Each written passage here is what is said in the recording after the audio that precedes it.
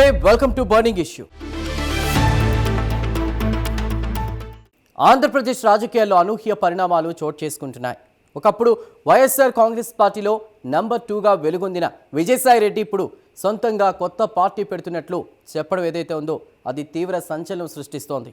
YCP నుంచి విభేదించి రాజకీయాలకు దూరంగా ఉంటానని గతంలో ప్రకటించిన ఆయన ఇప్పుడు మళ్ళీ యాక్టివ్ కావడం వెనుక పెద్ద వ్యూహం ఏముందన్న చర్చ జరుగుతోంది. ఢిల్లీ స్థాయిలో ఉన్నటువంటి బలమైన పరిచయాలు ఆయనకు కలిసి వస్తాయా అన్నది కూడా ఆసక్తికరంగా మారింది.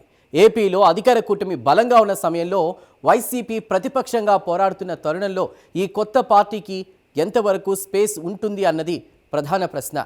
విజయసాయిరెడ్డి టార్గెట్ అధికార కూటమా లేక సొంతగూడు వైసీపీనా అన్నది రాజకీయ వర్గాల్లో తీవ్ర ఉత్కంఠ రేపుతోంది. ఈ పరిణామాల వెనుకున్నటువంటి అసలు కథేంటి, ఏపీ రాజకీయాలపై దీని ప్రభావం ఎలా ఉండబోతుందో ఇవాల్టి బర్నింగ్ ఇష్యూలో చూద్దాం.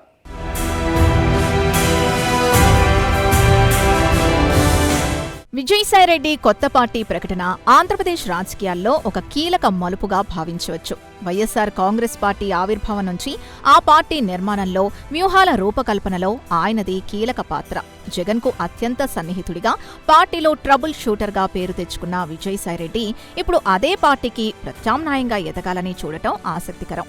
గత ఎన్నికల్లో వైసీపీ ఓటమి తర్వాత పార్టీలో చోటు చేసుకుంటున్న పరిణామాలు, నాయకత్వంతో వచ్చిన విభేదాలు ఆయన్ను ఈ నిర్ణయం వైపు నడిపించి ఉండొచ్చని విశ్లేషకులు భావిస్తున్నారు. ఎన్నికలకు ఇంకా 3 ఏళ్ల సమయం ఉండగానే పార్టీని ప్రకటించడం ద్వారా క్షేత్రస్థాయిలో సంస్థాగత నిర్మాణానికి తగినంత సమయం దొరుకుతుందని ఆయన లెక్కలు వేసుకుంటున్నట్లు తెలుస్తోంది. అయితే ఒకప్పుడు తెర వెనుక రాజకీయాలు నడిపిన నేత ఇప్పుడు నేరుగా ప్రజల్లోకొచ్చి పార్టీని ఎలా నడిపిస్తారన్నది పెద్ద సవాల్. ఏపీలో ఇప్పటికే బలమైన రాజకీయ పక్షాలున్న నేపథ్యంలో కొత్త పార్టీకి ప్రజల ఆదరణ ఏ మేరకు దక్కుతుంది అన్నది వేచి చూడాలి.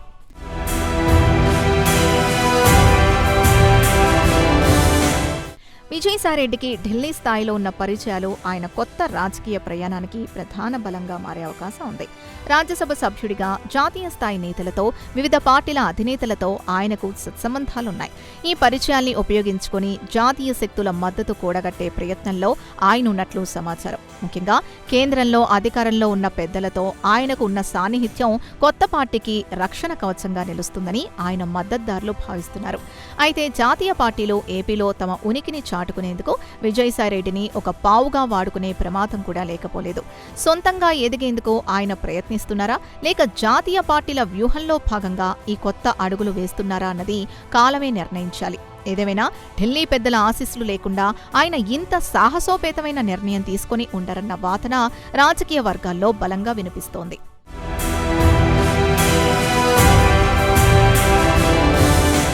కొత్త పార్టీ ఏర్పాటుతో విజయసాయిరెడ్డి ప్రధానంగా వైఎస్ఆర్ కాంగ్రెస్ పార్టీలోని అసంతృప్త నేతల్ని టార్గెట్ చేసే అవకాశం స్పష్టంగా కనిపిస్తోంది.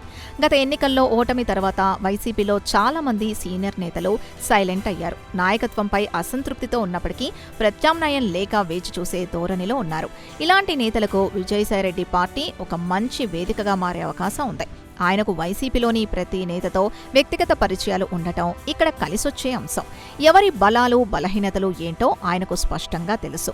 ఈ అనుభవంతో వైసీపీలోని కీలక నేతల్ని తన వైపు తిప్పుకునేందుకు ఆయన పావులు కదుపుతున్నట్లు తెలుస్తోంది. ఒకవేళ వైసీపీ నుంచి పెద్ద ఎత్తున వలసలు జరిగితే అది జగన్కు రాజకీయంగా కోలుకోలేని దెబ్బవుతుంది. అయితే జగన్కున్న మాస్ ఫాలోయింగ్ని కాదని కేవలం సాయిరెడ్డిని నమ్ముకుని ఎంతమంది నేతలు బయటకొస్తారన్నది కూడా ఇక్కడ పరిగణలోకి తీసుకోవాల్సిన ముఖ్యమైన అంశం.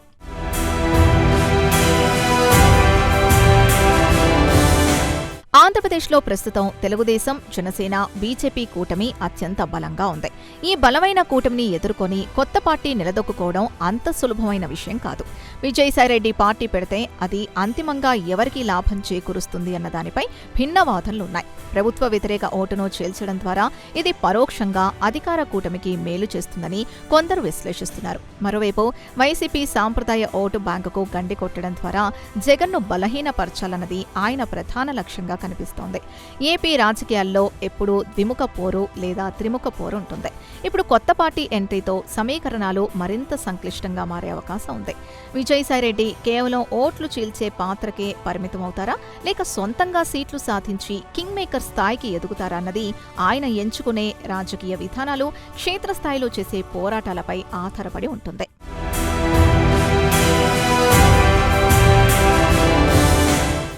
పార్టీకి ఆర్థిక వనరుల సమీకరణ అనేది విజయసాయిరెడ్డి ముందున్న అతిపెద్ద సవాల్.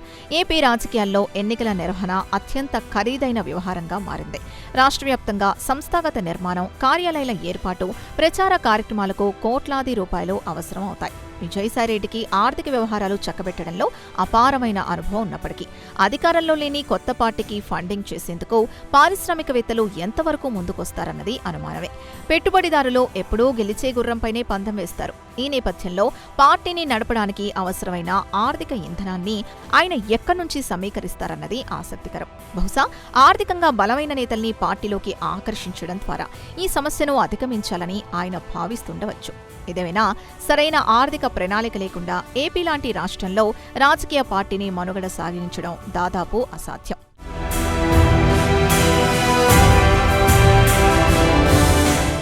విజయసాయిరెడ్డి రాజకీయ అడుగులు ఏపీలో కొత్త చర్చకు దారితీస్తున్నాయి. ఒకప్పుడు వ్యూహకర్తగా ఉన్నటువంటి నేత ఇప్పుడు ప్రత్యక్ష రాజకీయాల్లోకి రావడం వెనుకున్నటువంటి లక్ష్యాలపై భిన్నాభిప్రాయాలు వ్యక్తమవుతూ ఉన్నాయి. పార్టీ నిర్మాణం, ఆర్థిక వనరుల సమీకరణ, నాయకుల వలసలు వంటి అంశాల్లో ఆయన ముందున్న సవాళ్లు అనేకం. ఈ సవాళ్లను అధిగమించి ఆయన ఏపీ రాజకీయాల్లో తనకంటూ ఒక ప్రత్యేక స్థానాన్ని ఎలా ఏర్పరచుకుంటారో విశ్లేషిద్దాం.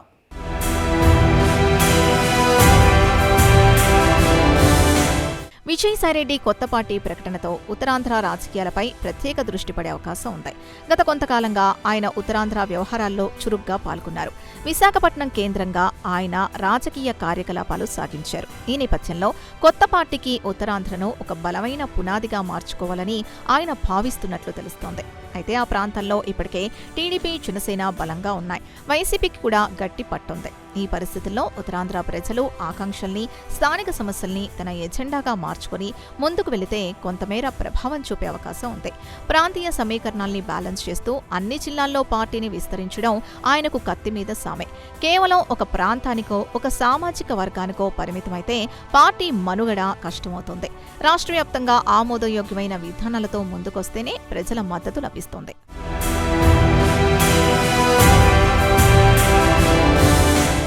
విజయసాయిరెడ్డి నిర్ణయం వైఎస్ జగన్మోహన్ రెడ్డికి రాజకీయంగా ఒక తీవ్రమైన సవాల్ విసురుతోంది. తన వ్యూహాలు, పార్టీ అంతర్గత వ్యవహారాలు పూర్తిగా తెలిసిన వ్యక్తి ప్రత్యర్థిగా మారడం జగన్కు ఇబ్బందికర పరిణామమే. సాయిరెడ్డికి వైసీపీలోని లోటుపాట్లు అన్నీ తెలుసు. వాటిని ఆధారంగా చేసుకుని ఆయన విమర్శలు గుప్పిస్తే ఎదుర్కోవడం వైసీపీకి కష్టంగా మారుతుంది. ఈ పరిణామం వైసీపీ క్యాడర్లో కూడా కొంత గందరగోళాన్ని సృష్టించే అవకాశం ఉంది. అధినేతకు అత్యంత సన్నిహితుడే పార్టీని వీడితే సామాన్య కార్యకర్తల నైతిక స్థైర్యం దెబ్బతింటుంది. ఈ డ్యామేజ్ కంట్రోల్ కోసం జగన్ ఎలాంటి వ్యూహాలు రచిస్తారన్నది ఇప్పుడు కీలకంగా మారింది. సాయిరెడ్డి పార్టీని ఆదిలోనే బలహీనపరిచేలా వైసీపీ నాయకత్వం ప్రతివ్యూహాలు సిద్ధం చేస్తున్నట్లు సమాచారం. ఈ ఇద్దరు నేతల మధ్య జరిగే రాజకీయ చదరంగం రాబోయే రోజుల్లో మరింత ఆసక్తికరంగా మారనుంది.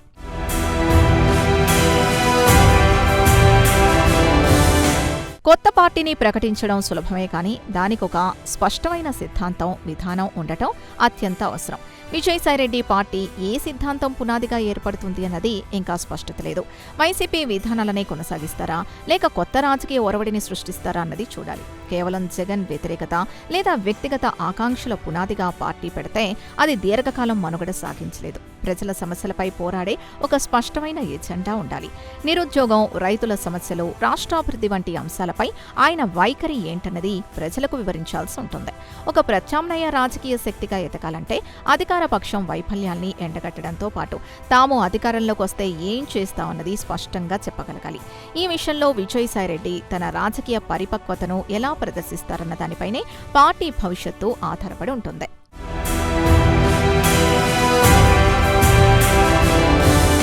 విజయసాయిరెడ్డికి పరిపాలనాపరమైన వ్యవహారాల్లో మంచి పట్టుంది.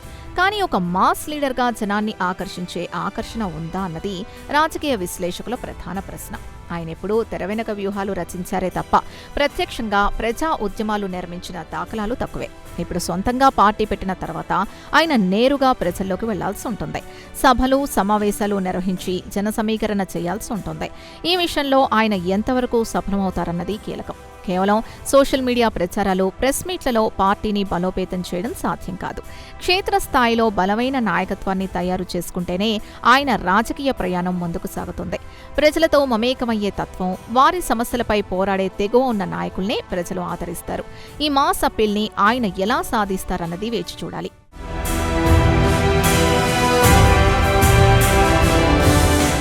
ఏపీ రాజకీయాల్లో కుల సమీకరణాలు ఎప్పుడూ నిర్ణయాత్మక పాత్ర పోషిస్తాయి. విజయసాయిరెడ్డి కొత్త పార్టీ ఈ సమీకరణాల్ని ఎలా బ్యాలెన్స్ చేస్తుంది అన్నది ముఖ్యమైన అంశం.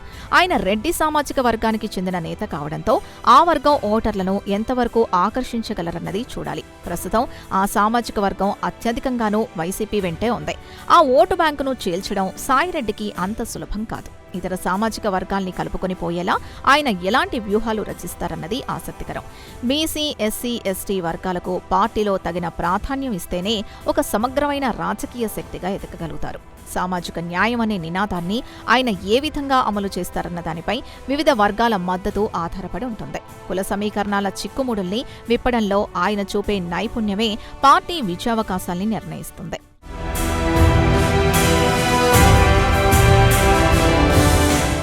విజయసాయిరెడ్డి రాజకీయ ప్రయాణంలో సిద్ధాంతపరమైన స్పష్టత, మాస్ లీడర్గా ఎదగడం అత్యంత కీలకమైన అంశాలు. కుల, ప్రాంతీయ సమీకరణాలను సమన్వయం చేసుకుంటూ ముందుకు సాగడం ఆయనకు ఒక అగ్ని పరీక్ష లాంటిదే. అధికార పక్షాన్ని ఎదుర్కొంటూనే ప్రతిపక్ష స్థానాన్ని ఆక్రమించేందుకు ఆయన ఎలాంటి వ్యూహాలు అమలు చేస్తారో పరిశీలిద్దాం.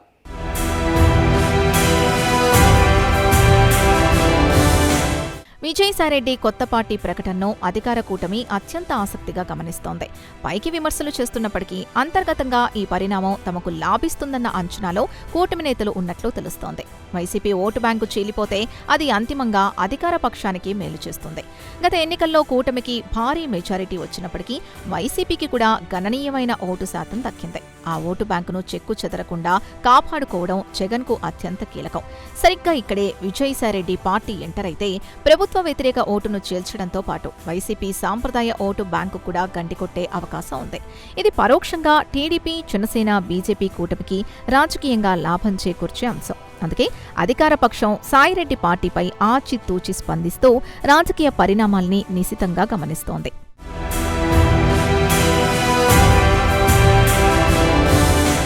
రాజకీయాల్లో టైమింగ్ అనేది చాలా ముఖ్యం. విజయసాయిరెడ్డి సరిగ్గా ఎన్నికలకు 3 ఏళ్ల ముందు పార్టీని ప్రకటించడం వెనుక ఒక స్పష్టమైన టైం టేబుల్ ఉన్నట్లు కనిపిస్తోంది. మొదటి ఏడాది సంస్థాగత నిర్మాణం, నాయకుల చేరికలపై దృష్టి పెట్టి 2వ ఏడాది నుంచి ప్రత్యక్ష ప్రజా పోరాటాలకు దిగే అవకాశం ఉంది. 3వ ఏడాది పూర్తిగా ఎన్నికల మూడ్లోకి వెళ్లి ప్రచారం ముమ్మరం చేయవచ్చు. ఈ 3 ఏళ్ల సమయం ఒకెత్తో పార్టీని ప్రజల్లోకి తీసుకెళ్లడానికి సరిపోతుందని ఆయన భావిస్తున్నారు. అయితే ఈ సుదీర్ఘ ప్రయాణంలో పార్టీ శ్రేణుల్లో ఉత్సాహం తగ్గకుండా చూసుకోవడం చాలా ముఖ్యం. నిరంతర కార్యక్రమాలు, ప్రభుత్వ విధానాలపై పోరాటాల ద్వారా మాత్రమే పార్టీని వార్తల్లో ఉంచగలుగుతారు. ఈ టైమింగ్ వ్యూహం ఆయనకు ఎంతవరకు కలిసొస్తుంది అన్నది రాబోయే రోజుల్లో ఆయన చేపట్టే కార్యక్రమాలపై ఆధారపడి ఉంటుంది.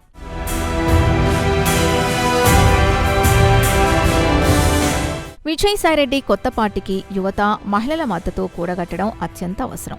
ప్రస్తుత రాజకీయాల్లో జెన్జీ ఓటర్లు, మహిళా ఓటర్లు నిర్ణయాత్మక శక్తిగా ఎదుగుతున్నారు. వీరిని ఆకర్షించేందుకు ఆయన ఎలాంటి మేనిఫెస్టోతో ముందుకొస్తారన్నది ఆసక్తికరం. యువతకు ఉపాధి అవకాశాలు, మహిళా సాధికారత వంటి అంశాలపై స్పష్టమైన విధానాల్ని ప్రకటించాల్సి ఉంటుంది. సోషల్ మీడియా వేదికగా యువతను చేరుకునేందుకు ఆయన ఇప్పటికే ప్రయత్నాలు ప్రారంభించినట్లు తెలుస్తోంది.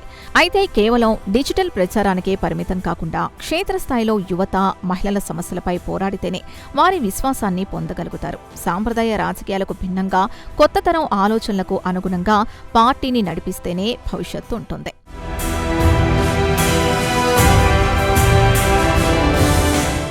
విజయసాయిరెడ్డి రాజకీయ అడుగులు ఏపీ పాలిటిక్స్లో కొత్త సమీకరణాలకు తెరతీస్తున్నాయి.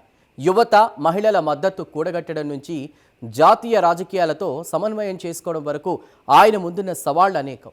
2029 ఎన్నికల నాటికి ఆయన ఒక బలమైన రాజకీయ శక్తిగా ఎదుగుతారా, లేక ఏపీ రాజకీయ చదరంగంలో ఒక పావుగా మిగిలిపోతారా అన్నది కాలమే నిర్ణయించాలి.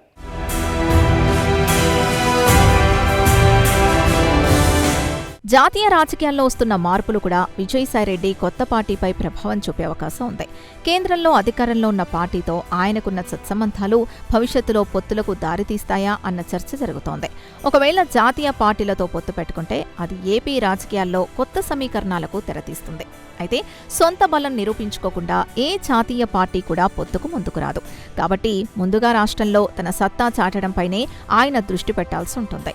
జాతీయ స్థాయి లాబింగ్తో పాటు స్థానిక రాజకీయాల్లో పట్టు సాధిస్తేనే ఆయన ఒక బలమైన రాజకీయ శక్తిగా ఎదగగలుగుతారు. ఈ రెండు అంశాల్ని ఆయన ఎలా బ్యాలెన్స్ చేస్తారన్నది ఆయన రాజకీయ చతురతకు పరీక్ష.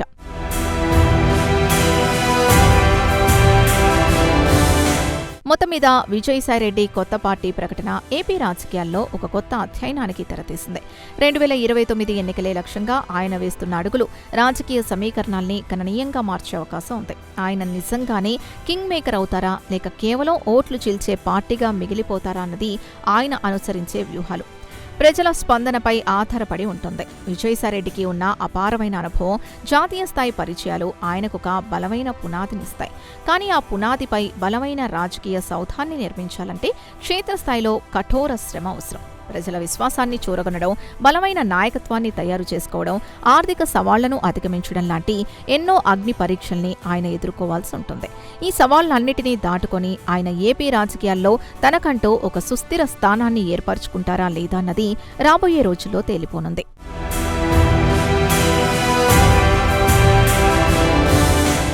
విజయసాయిరెడ్డి కొత్త పార్టీ ప్రకటనతో ఏపీ రాజకీయాలు మరింత రసవత్తరంగా మారాయి. అధికార కూటమి, ప్రతిపక్ష వైసీపీ మధ్య జరుగుతున్న పోరులో ఈ కొత్త పార్టీ ఎలాంటి పాత్ర పోషిస్తుంది అన్నది ఆసక్తికరంగా మారింది. నాయకుల వలసలు, ఓటు బ్యాంక్ చీలికలు, కొత్త పొత్తులు వంటి పరిణామాలతో రాబోయే రోజుల్లో ఏపీ రాజకీయ ముఖచిత్రం ఎలా మారబోతుందో వేచి చూడాలి. ప్రజల ఆకాంక్షలకు అనుగుణంగా పనిచేసే వారికే అంతిమ విజయం దక్కుతుంది అనడంలో ఎలాంటి సందేహమూ లేదు.